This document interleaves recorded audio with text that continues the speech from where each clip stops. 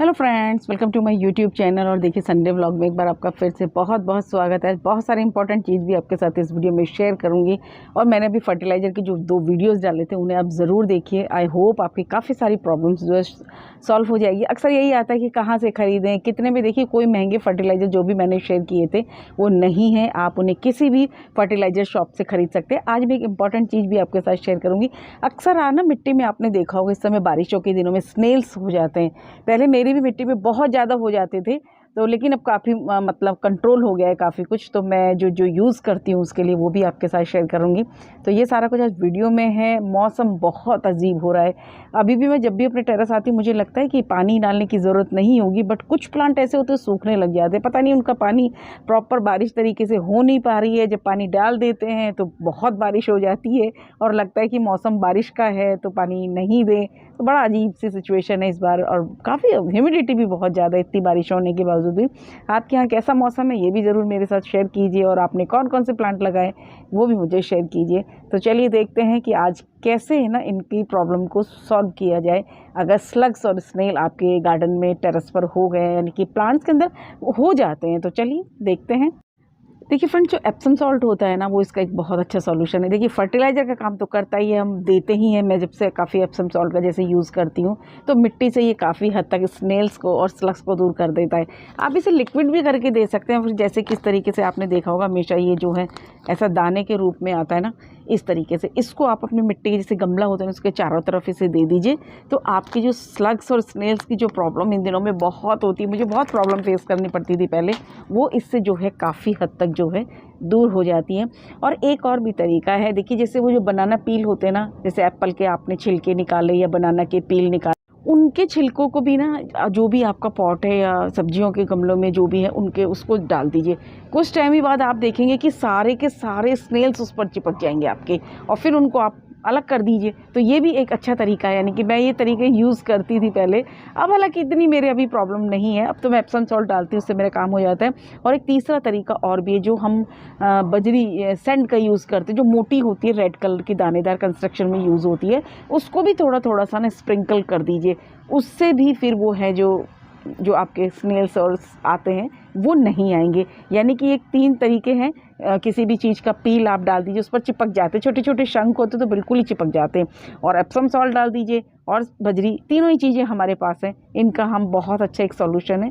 देखिए बहुत सारी चीज़ें मैं संडे व्लॉग में आप लोगों के साथ बहुत कुछ शेयर करती हूँ।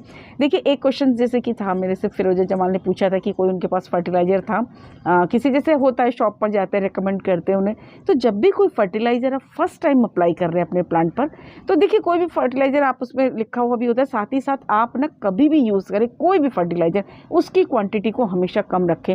ऑर्गेनिक में तो देखिए थोड़ा सा कम ज़्यादा हो जाता है, फ़र्क नहीं पड़ता, बट अगर केमिकल का आप यूज़ कर रहे हैं ना तो क्वांटिटी का ध्यान रखना बहुत ज़रूरी है, वरना आपका प्लांट डैमेज हो जाएगा। देखिए आप नीम ऑयल का इस्तेमाल करते हैं ना, थोड़ी सी मात्रा कम ज़्यादा हो जाती है, इफेक्ट नहीं आएगा। लेकिन अगर इसकी जगह आप और कोई केमिकल का इस्तेमाल करते हैं पेस्ट कंट्रोल के लिए, उसकी क्वांटिटी को आपको ध्यान रखना बहुत बहुत बहुत ज़रूरी है, वरना आपका प्लांट डैमेज भी हो जाएगा। ज़्यादा कुछ नहीं करना, पानी में घोल के भी दे सकते हैं, और इस तरीके से लिक्विड जो इसका है आप ऐसे स्प्रिंकल कर देंगे तो इससे काफ़ी हद तक बचाव हो जाएगा। और एक चीज़ ये कि तो फर्टिलाइज़र का भी हमारे यहाँ काम करता है, तो दोनों ही फ़ायदे हो गए आपको, इसका इस तरीके से इस्तेमाल कर सकते हैं। इसमें आपके साथ एक चीज़ और शेयर करती हूँ कि जितने भी मैंने ना मैंगो के जो प्लांट लगाए थे, यानी कि बनाना मैंगो और केसर मैंगो, अल्फेंजो और रेड आइवरी, सबके अंदर रेड आइवरी देखिए आप ज़रूर लगाइए। मैं भी आप लोगों को रेकमेंड करूँगी, काफ़ी अच्छा जो ये प्लांट है। और ये देखिए मियाज़ाकी, इन सब के अंदर जो है ना देखिए नए फुटाव शुरू हो गए हैं। देखिए मौसम आजकल ऐसा ही रहता है, कुछ पता नहीं होता। ये देखिए जितने भी मैंने मैंगो के प्लांट्स लगाए थे, ये देखिए अल्फेंजो मैंने लगाया था, उसमें भी अब ग्रोथ स्टार्ट हो गई है। ग्रोथ स्टार्ट होने का ये एक इंडिकेशन होता है कि हाँ अब हमारा प्लांट जो है सर्वाइव कर जाएगा।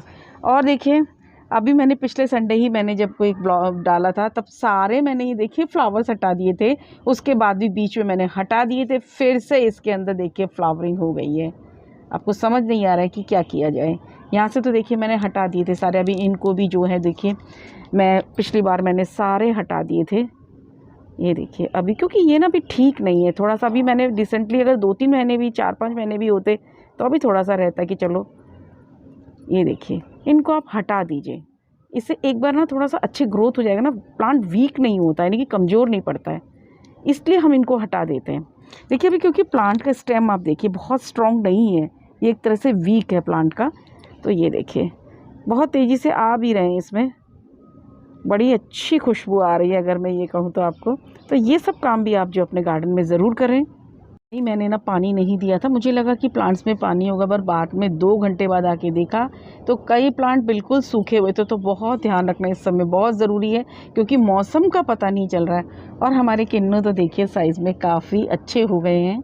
और फ्रेंड्स ये वाले जो लेमन है ना, सीडलेस लेमन, वाकई बहुत अच्छा है। ये देखिए इसका साइज़ बहुत बड़ा होता है, थोड़ा सा ना खट्टा, मैं अगर ये कहूँ, मैंने देखिए यूज़ करती हूँ मैं इनको, तो खट्टा थोड़ा सा कम होता है अकॉर्डिंग जो हमारे दूसरा नींबू होता है, बट ये ना बहुत जूसी होता है, इसमें जूस उससे भी ज़्यादा होता है इसके अंदर। तो देखिए इस समय ना थोड़ा सा नींबू के प्लांट्स पर ना इफेक्ट आता है इंसेक्ट का, तो मैं नीम ऑयल का स्प्रे भी करती हूँ, बट वही होता है कि थोड़ा सा ना बेअसर हो जाता है आजकल जल्दी, क्योंकि जैसे ही मैं कई बार करके जाती हूँ और बारिशें हो जाती हैं। फ्रेंड्स एक इम्पॉर्टेंट चीज़ मैं और आपके साथ शेयर करती हूँ। देखिए आप जब भी मेरे देखेंगे ना ये प्लांट्स, देखिए कम से कम 4 से 5 इंच जो बड़े होते हैं ना ज़्यादा, उनको मैं खाली रखती हूँ हमेशा, उनको फुल नहीं भरती हूँ। इसका सबसे बड़ा बेनिफिट्स ये होता है कि जब बहुत बारिशें होती हैं ना, देखिए वैसे तो आप देख रहे हैं बारिशें होती हैं, बट मेरे किसी भी पॉट में पानी नहीं भरता है। ये देखिए किसी भी पॉट के अंदर पानी नहीं रुकता है। और अब देखिए जैसे कि यहाँ पर क्या होता है, अगर बहुत ज़्यादा जब बारिशें हो जाती हैं बहुत तेज़ी से, तो क्या होगा कि आपका गमला फुल भर जाएगा, और ऊपर से जब उसमें से पानी निकलेगा ना, साथ में मिट्टी भी बहुत तेज़ी से बाहर निकलती है। तो इससे क्या होता है, सारे न्यूट्रिएंट्स भी बाहर निकलते हैं, और ये चीज़ें भी एक इम्पॉर्टेंट है। इसलिए हमेशा आप गमले को ना कम से कम थोड़ा सा नीचा रखें, यानी कि अगर जैसे इस तरीके से मेरी 22-20 इंची की जो बकेट है, तो मैं इतना इनको कम से कम इतना खाली रखती हूँ, क्योंकि फर्टिलाइज़र भी देना होता है, तो धीरे धीरे ये ऊपर भी आते हैं, हालांकि मिट्टी भी डाउन भी होती है। तो एक ये काम मैं ज़रूर करती हूँ अपने गमलों में। आप इस काम को थोड़ा सा ध्यान रखें कि हमेशा कई लोग बोलते हैं कि जैसे कुछ तो जैसे क्या होता है कि मेरा पत्तियों का बना हुआ मिक्सचर होता है, वो खाद होती है, वो धीरे धीरे नीचे बैठना स्टार्ट हो जाती है, तो उसका भी एक इफ़ेक्ट होता है, तो इसलिए थोड़ी डाउन हो जाती है। और थोड़ा कुछ मैं इसको हमेशा नीचे भी इस मिट्टी को रखती हूँ। देखिए हमारी कचरियाँ जो हैं लगने लग गई हैं अब, बट इनमें यही होता है कि इंसेक्ट का अटैक बहुत जल्दी होता है। और बैंगन तो बस आप एक बार लगा लीजिए, उसके बाद आपको ख़रीदने की ज़रूरत ही नहीं पड़ेगी। अभी हमने कल ही काफ़ी सारे बैंगन हार्वेस्ट किए, और अभी आप देखिए हम लोग ज़्यादा लोग भी नहीं हैं, ये देखिए अभी कल ही हार्वेस्ट किया है। और देखिए आप देख रहे होंगे सारी बकेट्स जो है मैंने उल्टी करके रख दी है, क्योंकि आजकल देखिए जो पानी इनमें इकट्ठा हो जाता है ना, हालांकि वैसे तो फ्रेश पानी ही होता है, मैं ज़्यादा दिन का रुका हुआ पानी नहीं होता है इसमें, तो थोड़े मच्छर वगैरह होने का बहुत ज़्यादा डर रहता है। तो इसलिए हम लोग थोड़ा सा हमारे यहाँ पर थोड़ा सा रहता भी है कि पानी इकट्ठा किसी बकेट में या बहुत सारी चीज़ें ऐसी नहीं होनी चाहिए, उसका थोड़ा सा डेंगू के मच्छरों की वजह से। तो जो भी होते हैं, मैंने कोई भी बर्तन है उनको उल्टा करके रख देती हूँ। कोई ऐसा गमला भी होता है, पहली बात तो देखिए मेरे किसी गमले में पानी नहीं होता, वो लोग आते भी एमसीडी वाले चेकिंग करने के लिए कि पानी तो गमले में नहीं रुका हुआ है। तो देखिए अभी ना मैं एक्चुअल में अभी नीचे जैसे गई थी, तो किसी के गमलों में पानी भर गया था, तो मैंने उसे एक ट्रिक बताई थी, हालांकि मैंने ये ना बहुत शेयर भी की हुई है, वीडियो भी इस पर अपलोड किया हुआ है।